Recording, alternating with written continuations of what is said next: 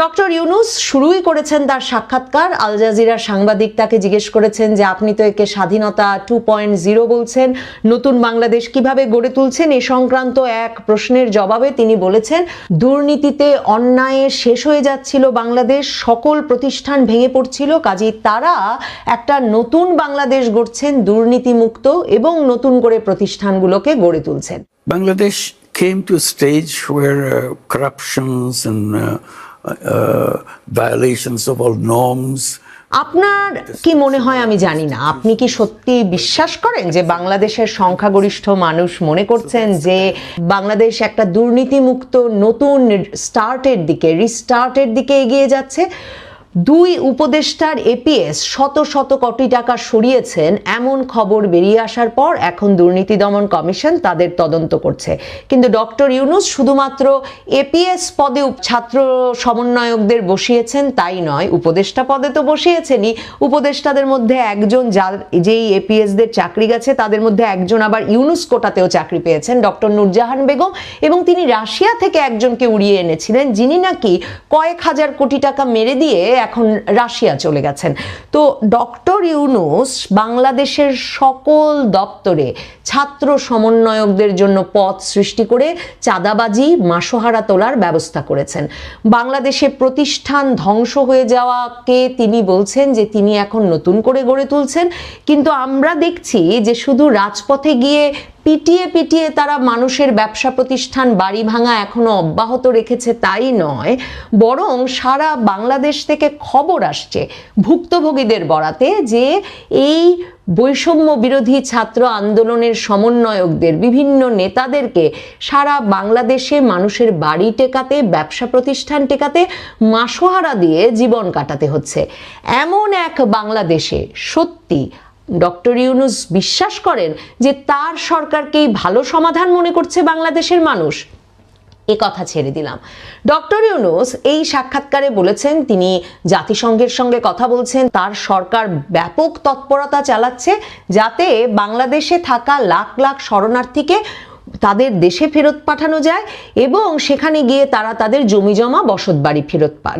Rohingya issue with international organizations, United Nations, and also to make sure that ভীষণ মিথ্যা কথা। Doctor Yunus সরকার আলাপ শুরু করেছেন জাতিসংঘের পরামর্শের ভিত্তিতে আরাকান আর্মির সঙ্গে। আরাকান আর্মি এখন রাখাইন রাজ্যের নিয়ন্ত্রণে। জাতিসংঘ মহাসচিব বলেছেন এখন রোহিঙ্গাদের ফেরত পাঠানো সম্ভব না। ডক্টর ইউনূসের রোহিঙ্গা শরণার্থী বিষয়ক উচ্চ প্রতিনিধি খলিলুর রহমান বলেছেন এখন রোহিঙ্গা শরণার্থীদের ফেরত পাঠানো সম্ভব না। রোহিঙ্গা শরণার্থী ফেরত পাঠানোর বাংলাদেশ সরকারের আলোচনা চলছিল মিয়ানমার জান্তা সরকারের সঙ্গে। আর এখন ডক্টর ইউনূস সরকার একদিকে জাতিসংঘের পরামর্শে মানবিক করিডোর চালু করছে, আরেকদিকে মার্কিন যুক্তরাষ্ট্রের পরামর্শে আরাকান আর্মির সঙ্গে যুদ্ধে রসদ জোগাতে, যাতে তারা মিয়ানমারের জান্তা সরকারকে শায়েস্তা করতে পারে, সেই যুদ্ধের জন্য বেসামরিক রসদ পাঠানোর লাইন চালু করছে। এই অবস্থায় রোহিঙ্গা শরণার্থীদের রাখাইন রাজ্যে ফেরত পাঠানোর আলোচনাটা ডক্টর ইউনূস ঠিক কোথায়, কোন পক্ষের সাথে, কার সাথে চালাচ্ছেন, আর কবে ফেরত পাঠাতে পারবেন ভাবছেন? এই যে অবলীলাক্রমে মিথ্যা কথা বলছেন ডক্টর ইউনূস, তিনি এক কথা বলছেন, তার কর্মকর্তারা আরেক কথা বলছেন। দেশি সংবাদ মাধ্যমে আমরা এক খবর জানতে পারছি, কিংবা বিদেশি সংবাদ মাধ্যমে যারা অনুসন্ধানী সংবাদ পরিবেশন করেন তাদের কাছ থেকে একরকম খবর জানতে পারছি, আর তিনি আধো আধো বলে বিদেশি সংবাদ মাধ্যমকে গিয়ে এ ধরনের মন ভুলানো কথা বলে আসছেন। আল জাজিরার সাংবাদিক ডক্টর ইউনূসকে জিজ্ঞেস করেছিলেন যে শেখ হাসিনাকে ফেরত পাঠানো সম্পর্কে প্রধানমন্ত্রী মোদির সঙ্গে তার কি কথা হয়েছে। ডক্টর ইউনূস বলছেন তিনি বলেছেন প্রধানমন্ত্রী মোদিকে যে শেখ হাসিনাকে আপনারা যদি রেখে দিতে চান রেখে দিন, কিন্তু তিনি যে ওখানে বসে কথা বলছেন সেগুলো আপনাদের বন্ধ করতে হবে, কারণ তার কথার ফলে নানা রকম উস্কানি সৃষ্টি হচ্ছে, আমাদের দেশের মধ্যে নানা সমস্যা হচ্ছে। I had a discussion with Prime Minister Modi and I made it very clear that okay, if you want to keep her. তো আমরা এর আগে শুনেছি ডক্টর ইউনূসের প্রেস সচিবের বরাতে যে ডক্টর ইউনূস নাকি সরাসরি প্রধানমন্ত্রী মোদিকে বলেছেন যে শেখ হাসিনার প্রত্যর্পণের বিষয়ে যাতে ভারত সক্রিয় হয় এবং শেখ হাসিনাকে ফেরত পাঠাতে যাতে ভারত উদ্যোগী হয়। আমরা ডক্টর ইউনূসের প্রেস সচিবের কাছে শুনেছি যে শেখ হাসিনাকে ফেরত পাঠানোর বিষয়ে নাকি প্রধানমন্ত্রী মোদী নেতিবাচক ছিলেন না। ডক্টর ইউনূস আল জাজিরার সঙ্গে সাক্ষাৎকারে কি বলছেন? যখন তাকে জিজ্ঞেস করা হচ্ছে যে প্রধানমন্ত্রী মোদী কি বললেন, তিনি কথা বন্ধ করবেন শেখ হাসিনার, ডক্টর ইউনূস বলছেন প্রধানমন্ত্রী মোদী তাকে বলেছেন ভারতে সামাজিক যোগাযোগ মাধ্যম যে কেউ ব্যবহার করতে পারে, সামাজিক যোগাযোগ মাধ্যম স্বাধীন, কাজেই সামাজিক যোগাযোগ মাধ্যম ব্যবহারের উপরে আমরা কোনো শর্ত আরোপ করতে পারবো না। ডক্টর ইউনূসকে তখন আল জাজিরার সাংবাদিক জিজ্ঞেস করলেন ভারত তো নানাভাবে মত প্রকাশের স্বাধীনতা স্টিফল করে, রুদ্ধ করে, সেই মোদী সরকার আপনাকে বলে দিল যে তারা কিচ্ছু করতে পারবে না শেখ হাসিনার কথা বন্ধের বিষয়ে? ডক্টর ইউনূস বললেন না, তারা কিচ্ছু করতে পারবে না।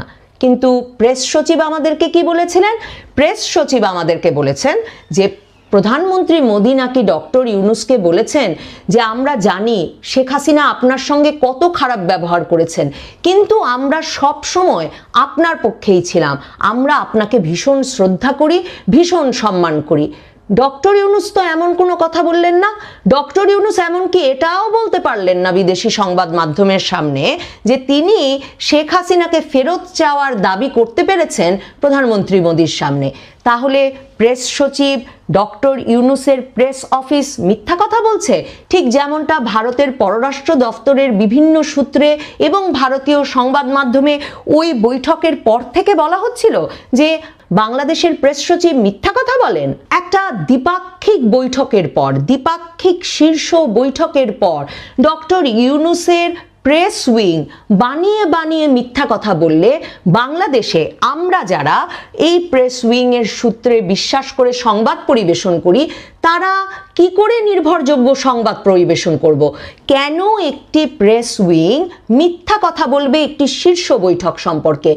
আমার জন্য এই মিথ্যার বেসাতির আরো ইন্টারেস্টিং, আরো কৌতূহলোদ্দীপক অংশ ছিল যখন ডক্টর ইউনূসকে প্রেসিডেন্ট ট্রাম্প প্রসঙ্গে প্রশ্ন করেন আল জাজিরার সাংবাদিক। আল জাজিরার সাংবাদিক সরাসরি তাকে জিজ্ঞেস করেন যে প্রেসিডেন্ট ট্রাম্প তো আপনার ওপর অসন্তুষ্ট, কারণ তিনি বলেন যে আপনি তাকে হারিয়ে দিতে টাকা ঢেলেছিলেন, কাজেই আপনার সঙ্গে প্রেসিডেন্ট ট্রাম্পের সম্পর্কটি কেমন থাকবে? খুবই লক্ষণীয় যেটি, ডক্টর ইউনূস সেই অভিযোগ অস্বীকার করেন না। অর্থাৎ হিলারি ক্লিন্টনের নির্বাচনী তহবিলে যে তিনি টাকা দিয়েছিলেন সেই অভিযোগ তিনি একেবারেই অস্বীকার করেন না, সে প্রসঙ্গে তিনি কোনো উত্তরই দেন না। প্রেসিডেন্ট ট্রাম্পের সঙ্গে আমাদের সম্পর্ক খুব উষ্ণ এবং ভালো আছে। We have good relations with the Trump administration. We have no problem. We work together.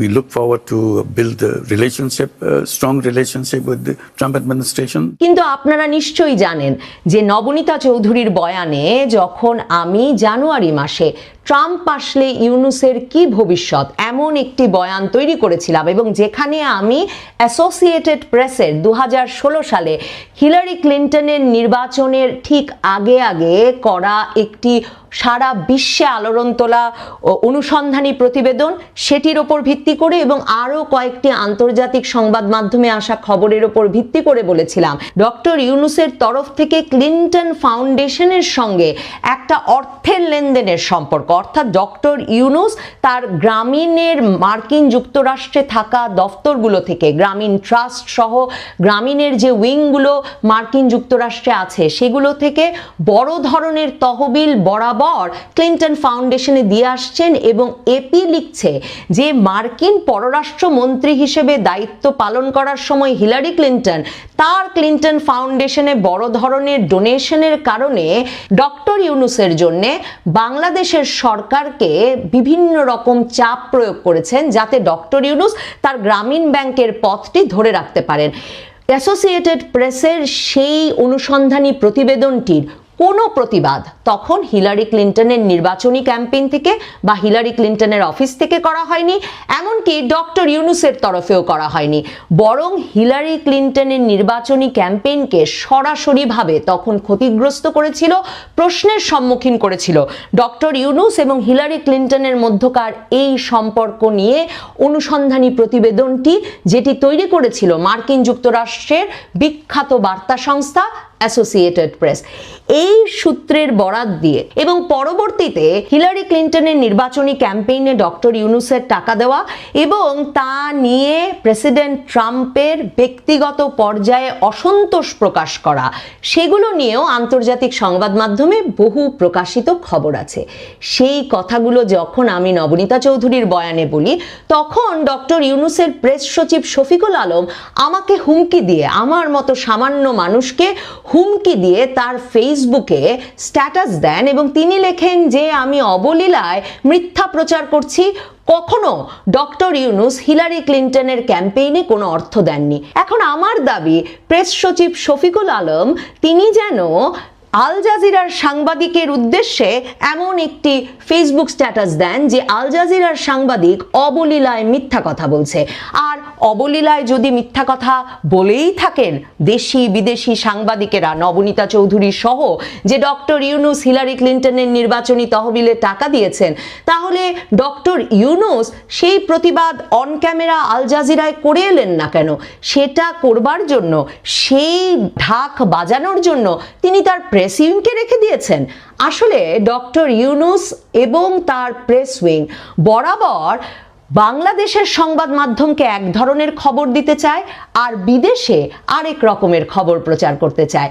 তারা ভুলে যায় যে আসলে তারা ছাড়াও আরো অনেকে দেশি বিদেশি সংবাদ মাধ্যমের বিভিন্ন ভাষা পড়তে পারে।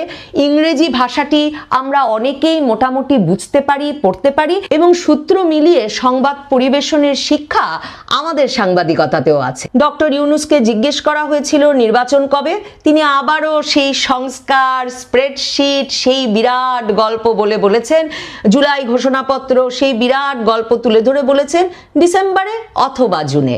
আর আওয়ামী লীগ নির্বাচনে অংশ নিতে পারবে কিনা সে প্রসঙ্গেও তিনি নিজে কোনো দায় নেননি। প্রথমে বলেছেন এটা সেই দল ঠিক করবে, নির্বাচন কমিশন ঠিক করবে। আল জাজিরার সাংবাদিক যখন তাকে বলেছে তার মানে নির্বাচন কমিশনই সিদ্ধান্ত নেবে যে আওয়ামী লীগ নির্বাচনে অংশ নেবে কিনা, তখন তিনি আবার বলেছেন যে না, হয়তো অন্য দলগুলো আপত্তি করতে পারে যে কোন আইনের অধীনে আওয়ামী লীগ নির্বাচনে অংশ নিতে পারে না সেটি তুলে ধরতে পারে। ডক্টর ইউনূস নিজের যে পেটোয়া বাহিনী তৈরি করেছেন, এনসিপি, ছাত্রদের দল, তিনি হয়তো আশা করছেন নির্বাচন পর্যন্ত এই দল টিকে থাকতে পারবে। একদিন তারা এরই মধ্যে তারা সকল লুটপাট শেষে নিজেদের মধ্যে ভাগাভাগি ঠিক রেখে রাজনৈতিক দল গঠনের সকল শর্ত পূরণ করে নিবন্ধন নিয়ে নির্বাচন করতে পারবে আর পাল্টা আওয়ামী লীগের নিবন্ধনটা বাতিল করে দিতে পারবে। ডক্টর ইউনূস হয়তো সে ধরনের প্রত্যাশা করছেন।